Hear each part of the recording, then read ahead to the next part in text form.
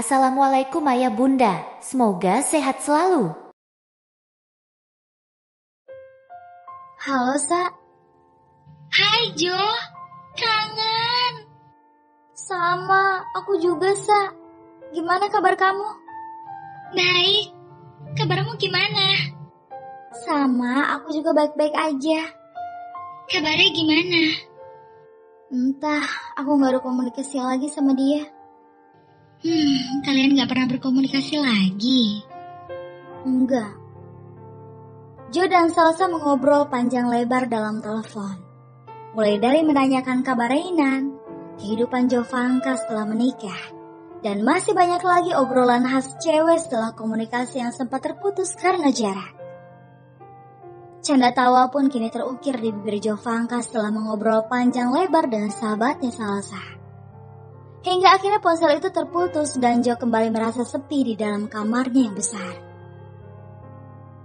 Segala aktivitas Ray tampak membosankan di rumah sakit. Terlebih tak ada Jovanka di sampingnya. Ray berharap agar bisa cepat pulang. Dirinya sudah bosan hanya terbaring di kasur klinik dengan jarum infus yang masih tertancap di lengannya. "Permisi," ujar dokter yang hendak memeriksanya. Ray tersenyum. Begitupun dengan Reina, yang saat itu bertugas menjaga Ray di rumah sakit. Karena Nadine sedang mengurus pekerjaannya yang tidak dapat diwakilkan oleh orang lain. "Silahkan, Dok." Dokter pun memeriksa keadaan Ray yang mulai berangsur membaik. Ray diperbolehkan untuk pulang esok hari. Hati Ray merasa bahagia mendengar kabar bahwa dirinya akan segera terbebas dari rumah sakit yang Ray anggap telah membelenggu aktivitasnya. Karena harus selalu terbaring dengan jarum infus yang tertempel di pergelangan tangannya. Dokter itu pun berlalu pergi setelah memeriksa keadaan Reynan hari ini. "Selamat ya, Bang. Akhirnya besok Abang bisa pulang." "Iya, Nak. Padahal Abang berharap hari ini bisa pulang," ujar Rey yang terlihat sudah tak sabar untuk segera keluar dari rumah sakit. Menanti sore hari rasanya lama sekali. Ray sudah habis ide untuk menghabiskan waktu hari ini agar tidak merasa bosan. "Bang, Nana keluar dulu sebentar ya. Mau beli paket data di counter sebelah rumah sakit." "Sekalian isiin punya Abang ya, Nak." "Oke." Rena bangkit dari tempat duduknya dan berjalan keluar untuk membeli paket data. Sedangkan Ray masih menikmati kebosanannya di dalam kamar. Pintu kamar terbuka. "Permisi." Terlihat wajah cantik dari belakang pintu itu. "Adara?" Terukir sebuah senyum di bibir Rena. "Masuk." Adara pun masuk dan menghampiri Ray yang sedang duduk dan menyenderkan punggungnya di tembok. "Lu udah pulang dari rumah sakit?" "Udah, Kak. Dari kemarin mau kesini tapi dilarang sama Mama. Baru hari ini dia dibolehin." "Ya iyalah dilarang. Baru juga pulang dari rumah sakit malah mau keluyuran." Adara meraih tangan Ray. Ia menggenggam dan menatap netra itu dengan tatapan syahdu. "Dara khawatir sama kakak. Makanya Dara kemarin minta sama Mama untuk ajak kesini. Tapi kata Mama besok aja. Jadi baru hari ini deh Dara bisa keluar rumah. Oh iya, dapat salam dari Mama dan Papa. Kata Papa maaf gak bisa jengukin kakak. Papa lagi sibuk di DFS." "Iya, gak apa-apa. Cuma CV gue." Ray tertunduk lesu. Ia merasa kehilangan kesempatannya untuk menjadi seorang pilot. "Kenapa?" "Gue gak bisa jadi pilot dalam waktu dekat ini. Padahal itu cita-cita gue dari kecil." "Tahu gak?" "Apa?" Ray mendongak dan memandang wajah gadis yang mirip sekali dengan Jovanka. "Kakak sebenarnya udah masuk di salah satu maskapai penerbangan Indonesia." "Maksudnya?" "Kak Ray udah diterima di maskapai yang berlogo burung. Maskapai yang paling berpengalaman dan pelopor dari cikal bakal penerbangan di sini." "Gak mungkin dah. CV aja belum ngumpulin. Gimana bisa gue keterima? Apalagi maskapai itu merupakan yang paling sulit untuk dapat masuk ke sana. Karena memerlukan pengalaman yang besar dan mumpuni. Sedangkan gue..." "Itu hebatnya kakak. Di usia yang belum menginjak angka 20, kakak udah keterima di maskapai itu. Selamat ya. Adara mengulurkan tangannya. Gue mimpi gak sih, Dar? Adara menggeleng. Ray meraih tangan Adara dan memeluk gadis cantik itu. Gue gak tahu cara berterima kasih pada Kapten Wahyu yang udah sangat membantu dari mulai gue belajar di DFS hingga sekarang. Gue dimasukkan ke salah satu maskapai ternama di sini. Ray masih memeluk Adara. Papa gak melakukan apa-apa kok. Mereka yang datang ke DFS meminta Kak Ray agar masuk sebagai kopilot di maskapai mereka. Papa hanya memfasilitasi sebagai kapten di DFS untuk anak didiknya yang sedang belajar atau alumni di sana. Ray baru menyadari, ia memeluk Adara terlalu lama. Akhirnya pelukan itu terlepas. Maaf ya, Dar, gue begitu senang hingga lupa kalau gue berani meluk lu. Adara hanya tersenyum. Kak, sebenarnya aku bahagia dipeluk sama kakak. Aku merasa tenang berada dalam dekapan kakak. Seperti ketika Kak Devin memeluk aku waktu lalu. Suasana menjadi kaku saat itu. Hingga terdengar suara pintu yang terbuka dan mata mereka mengalih ke pintu itu. Nana. Rena masuk dan mendekat ke arah Rena. Hai Adara, udah lama di sini. Baru datang Kak. Oh iya Bang, udah masuk belum paket datanya? Abang belum cek, sebentar. Ray meraih HP yang tergeletak di atas selat cinakas yang ada di samping tempat tidurnya. Udah masuk Nana. Oke, ya udah deh, Nana tinggal ya. Kan ada Adara yang temenin abang. Nana bosan di kamar terus. Rena kemudian meninggalkan Ray dan Adara. Apalagi abang, Nak? Rena sudah keluar kamar. Keadaan di dalam kamar menjadi kembali sepi. Kak, tunggu sebentar ya.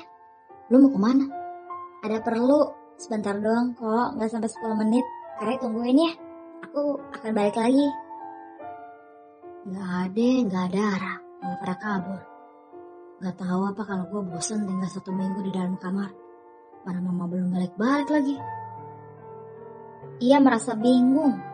Ingin sekali keluar dari kamar yang membuatnya terisolasi. Hanya melihat tetesan cairan infus dan menghitung tetesnya sampai tertidur. Kurang kerjaan bukan? Tidak berselang lama, seperti yang Adara janjikan, ia kembali masuk ke dalam kamar. Terlihat wajah bete Ray karena merasa ditinggal sendirian di dalam kamar. Hai Kak, sapa Adara sambil membawa kursi roda. Dara, kursi roda buat apa? Tanya Ray sambil mengernyitkan dahinya. Mau ajak Ray jalan-jalan. Aku tahu kakak udah bosen kan? Selama 1 minggu hanya terbaring di tempat tidur. Ray tersenyum. Wajahnya terlihat bahagia dengan perhatian dari Adara. Apabila di sini, pasti dia yang seperti itu. Tuhan, aku percaya semua rencanamu itu indah untukku. Adara mendekatkan kursi roda itu ke samping ranjang Rena. Ayo, Dara bantu. Adara mulai membantu Ray untuk dapat berpindah duduk ke kursi roda yang ia bawa. Dengan susah payah, akhirnya Ray dapat berpindah ke tempat duduk. Maklum saja, tubuh Adara lebih kecil dibandingkan dengan Ray yang mempunyai tubuh yang jangkung.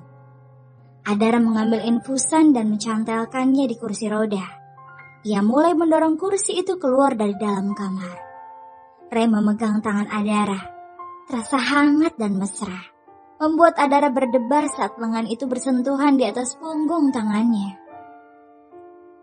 Thanks ya Dar, lo mau ajak gue untuk keluar kamar. Lo udah ngeluarin gue dari kamar yang membosankan. Adara tersenyum.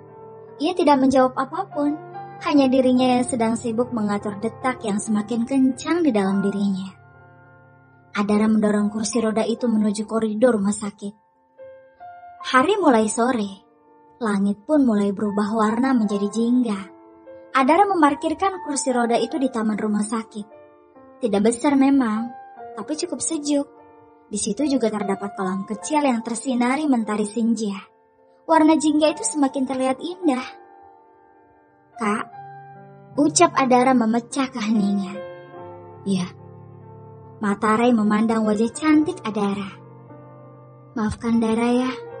Sungguh, Dara merasa bersalah karena waktu lalu memaksakan kakak untuk Katanya terputus karena bibirnya ditutup oleh telunjuk Reynan. Gak usah diteruskan. Itu memang sudah suratan. Bukan salah lo, Dar.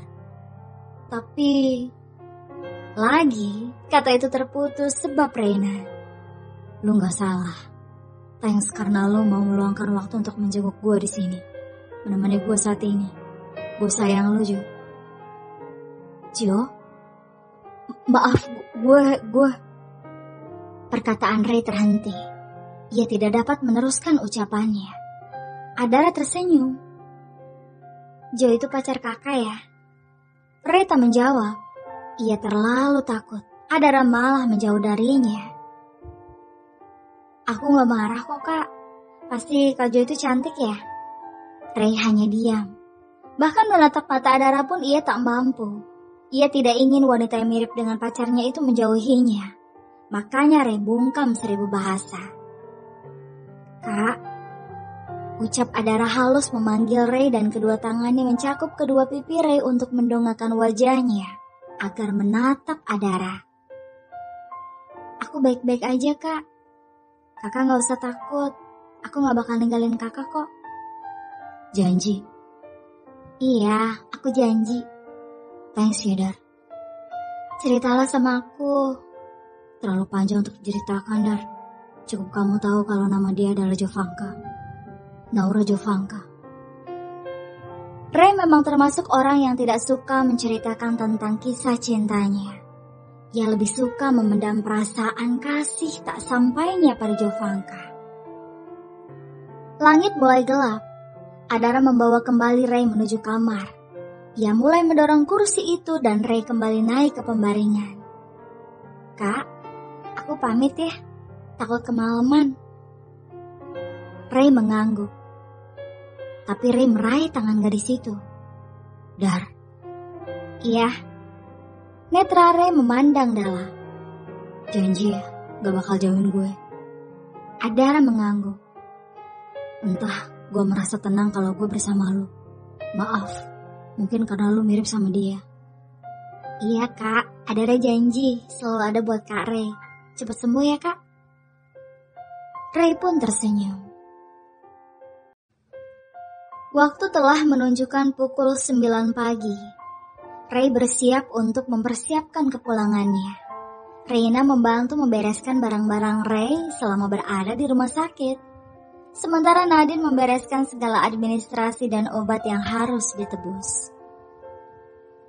Udah semua kan Bang? Gak ada yang ketinggalan? Udah kayaknya. Mama mana nak? Lagi beresin administrasi Bang. Oh. Tak berselang lama pintu kamar pun terbuka. Terlihat sosok Nadine yang berada dari balik pintu itu. Udah beres semua sayang? Udah mah? Ya udah, Mama pinjam kursi roda dulu ya. Buat apa mah? Ray udah kuat jalan kok. Yakin? Iya mah. Baiklah. Sini bang, Ngana bantu. Ujar Reina sambil merangkul tangan kakaknya. Mereka berjalan melewati kamar-kamar yang berjajar rapi, menembus kerumunan manusia yang berlalu lalang di koridor klinik itu, hingga akhirnya mereka sampai di parkiran mobil. Pintu mobil pun terbuka. Ray, Reina, dan Nadine masuk ke dalam mobil. Reina lah yang menjadi pengemudi mobil dan melesat dengan kecepatan sedang menuju rumah. Ray akhirnya bisa bernafas lega, bisa menghirup udara yang terbebas dari bau obat rumah sakit. Tubuhnya terkulai di sofa. Ia belum sanggup untuk menaiki tangga. Tubuhnya masih terasa lemas. Mah, Ray tidur di kamar tamu aja ya. Masih lemas kalau harus naik tangga. Iya, nanti Mama suruh Bibi untuk beresin kamarnya ya. Ray pun tertidur di sofa. Entah hingga jam berapa. Ia terbangun ketika keringat membasahi punggungnya. Kok rumah sepi? Pada kemana? Bi? Iya, Den. Mama sama Nana kemana, Bi? Nyonya ada urusan katanya, Den. Kalau Neng Nana katanya ada perlu sama temannya, ada yang bisa Bibi bantu. Oh, enggak, Bi. Cuma nanyain aja. Ya udah, Ray mau ke kamar aja. Udah diberesin kan, Bi? Udah beres, Den. Silahkan. Ray mengangguk dan melangkahkan kaki masuk ke kamar tamu. Ray kembali membaringkan tubuhnya di tempat tidur yang cukup nyaman. Ia menyalakan AC dan kembali terpejam. Jo, apakah kamu tidak merasakan rindu padaku? Ray memejamkan matanya. Bi? Iya, Dek. Tolong ambilkan baju dan celana pendek Ray di lemari ya, Bi. Ray masih lemes kalau harus naik turun tangga. Tapi baju dan celananya yang mana, Den? Terserah Bibi aja. Yang penting baju pendek dan celana pendek ya, Bi. Panas banget soalnya. Baiklah, nanti Bibi antarkan. Asisten rumah tangganya berlalu, menaiki anak tangga dan mengambil satu baju dan celana pendek, sesuai dengan yang dipesan Reynan. Tak berselang lama Bibi itu turun dan memberikan pada Reynan. Ini, Den. Makasih, Bi. Sama-sama. Kalau gitu Bibi lanjut beres-beres ya, Den? Iya, Bi. Ray bergegas masuk ke kamar mandi, membasuh badannya yang terasa lengket karena keringat. Segar. Ray kembali naik ke atas ranjang karena tubuhnya belum benar-benar fit. Ia mengambil gawai dan earphone. Ia mulai mendengarkan lagu-lagu dalam playlist ponselnya. Mata Ray terpejam sesekali saat ia terdengar ikut bersenandung mengikuti lagu yang ia dengarkan. Pintu terdengar diketuk. Ray melepaskan earphone yang menempel di telinganya. Siapa? Bibi, Den. Ada tamu yang nyariin Den Reynan. Sebentar, Bi. Suruh tunggu dulu. Nanti Ray ke situ. Baik, Den. Ray bangkit dari tempat tidurnya dan bergegas melangkahkan kaki menuju ruang tamu. Ray melihat wajah cantik. Ia duduk di sofa sambil memangku sebuah parsel buah yang berukuran sedang. Adara? Adara tersenyum. Kak Ray? Gadis itu bangkit dari sofa dan menaruh parsel itu di atas meja, lalu membantu Mama Ray untuk duduk di sofa. Makasih ya, ujar Ray ketika ia sudah duduk di sofa. Sama-sama, gimana keadaannya Kak? Mulai membaik. Oh iya, ini aku bawain parsel. Adara menyerahkan kepada Reynan. Makasih ya, tidak ngerepotin. Enggak kok Kak Ray. Oh iya, kan anak kemana? Kok rumah sepi Kak? Lagi ada urusan, Mama juga lagi ngurusin kantor. Kemarin kan sempat gak terkontrol saat Mama ngurus gue lagi sakit.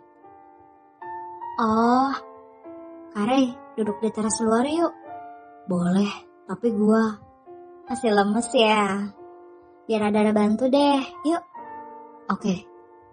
Adara membantu Ray untuk berjalan ke teras depan.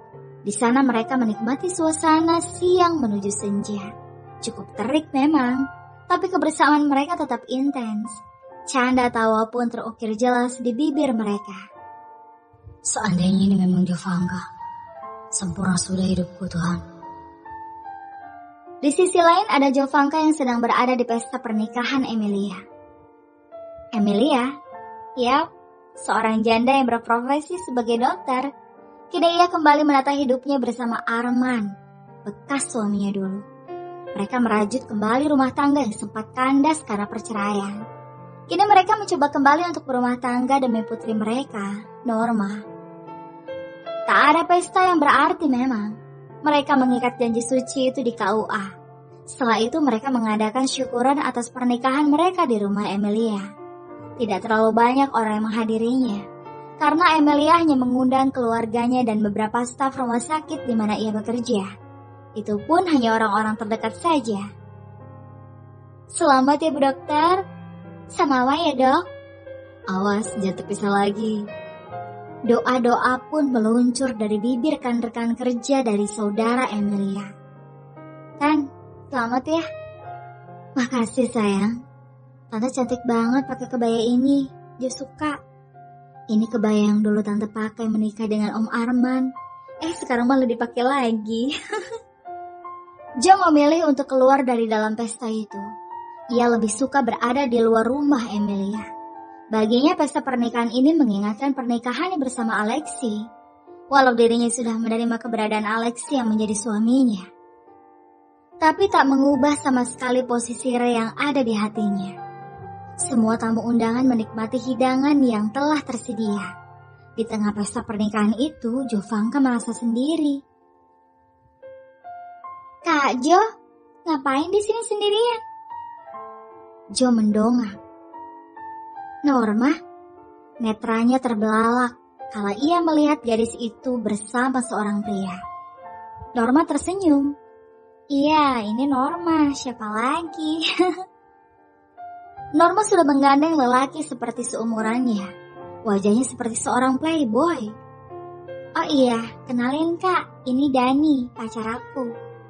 Laki-laki ABG itu mengulurkan tangannya dan menyebutkan namanya. Dani. Jovanka. Aku tinggal dulu ya Kak Jo, mau ambil minuman, titip Dani, dia orangnya pemalu kalau banyak orang. Norma pun berlalu pergi setelah pamit. Tapi apa yang Jovanka nilai ternyata mulai terlihat.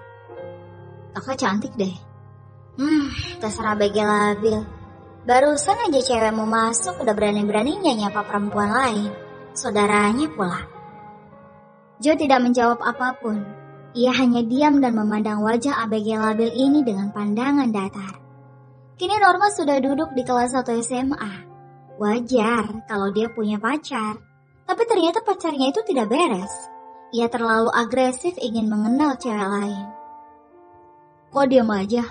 Aku mau loh deket sama kakak. Apalagi kalau sampai jadi pacar kakak cantik ini. Ya Tuhan, Norma. Kamu sepertinya salah mencari pacar deh. Masa cowok playboy kamu deketin sih? Kemudian Norma pun datang. Dani pun langsung menjauh dari Jovanka. Ia berlaku mesra pada Norma. Sedangkan sorot mata Norma seperti kesal ketika melihat Jovanka. Kak Jo, udah cukup kakak ambil kare dari Norma. Sekarang jangan coba-coba deketin Dani, dia pacar aku. Ya Tuhan, Norma, kamu salah sangka. Yang ada cowokmu yang deketin kakak. Jovanka memilih pulang setelah berpamitan pada Emilia dan Arman. Daripada terjadi kesalahpahaman dengan Norma. Ternyata Norma masih sangat kesal dengan Jovanka. Karena waktu lalu Ray lebih memilih Jovanka dibandingkan dengan dirinya. Jo memacu mobilnya melesat pulang ke rumah mertuanya. Sebenarnya Jo sudah ingin menceritakan sosok Dani seperti apa, tapi dirinya tidak mempunyai bukti tentang Dani yang dianggapnya seorang playboy. Ponsel yang ia taruh di atas dashboard bergetar. Jo menepikan kendaraannya dan mengangkat video call dari seseorang. Mas Alex? Dengan cepat ia menggeser kunci layar ponsel miliknya. Hai sayang. Hai Mas. Jo memasang wajah yang ditekuk karena tadi ia merasa kesal. Loh, kok cemberut? Ada apa? Tadi aku ke rumah Tante Emilia. Hari ini dia menikah. Tapi... What? Emilia menikah? Kenapa gak kabarin aku ya? Oh iya, kesel kenapa sayang? Aku kesel sama Norma anaknya Tante Emi. Loh, emang dia kenapa bisa bikin kamu kesal? Akhirnya Jovanka mencurahkan kekesalannya pada Alexi. Alexi pun menjadi pendengar yang baik. Entah dari kapan Alexi memang selalu menjadi pendengar yang baik bagi semua orang. Tak ayal Jovanka pun bisa luruh padanya walau belum seutuhnya. Ya udah, jangan ngambek lagi. Lambat laun Norma pasti tahu sayang. Iya Mas. Ya udah aku balik dulu ya. Sebentar sayang. Kamu masih di rumah Papa dan Mama atau sudah kembali ke rumah kita? Rumah kita. Yang ada juga rumahnya Mas. Aku mana ada hak di situ. Rumahku ya rumah kamu juga dong. Iya. Aku udah tinggal di rumah kita Mas. Di rumah mamaku hanya seminggu. Cukuplah untuk melepas rindu di tengah keluargaku. Ya udah, lanjut sana. Katanya mau pulang. Hati-hati ya. Iya Mas. Telepon pun mati. Jo kembali memacu mobil menuju rumah mertuanya. Mobil pun sudah terparkir indah di dalam halaman rumah yang luas. Jo turun dari dalam mobil. Ternyata sudah ada wanita cantik yang menunggunya di kursi teras. Ia tersenyum ketika Jovanka mendekatinya. Netra Jo membulat ketika melihat gadis yang sedang duduk itu seusianya. Salsa bersambung.